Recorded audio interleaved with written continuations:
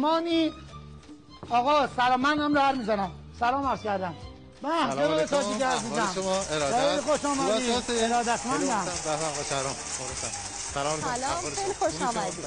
من یه توضیح بدم آقای تاجیکی. این که میبینی هنر امروز آسترآشپزمونه به نام ماست و تنقلات، اگه اشتباه نکنم.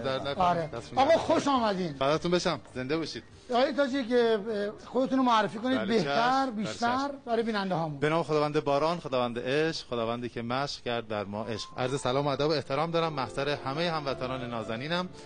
میلاد با سرسعادت نبی اکرم صلوات الله علیه رو و آغاز هفته وحدت رو به همه اهل تسنن و اهل تشیع تبریک و تهنیت شاد باش میگم. زنده باشید. درود. شما اصالتا مال شمالین؟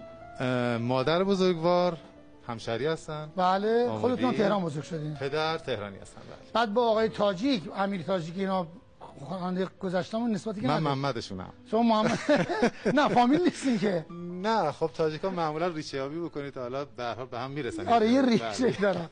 چون ماسکارا می‌دونیم جای آقای. آره نه خب صدای خودش آقای تاجیک که تاج سر پیش بله قسمته. استاد ما هستن آقای امیر تاجیک عزیز. ما می‌خوایم شما رو دعوت کنیم به یه فضای خیلی خوب با افتخار با صفا. متشکرم. تا تشریف کار عید آمده.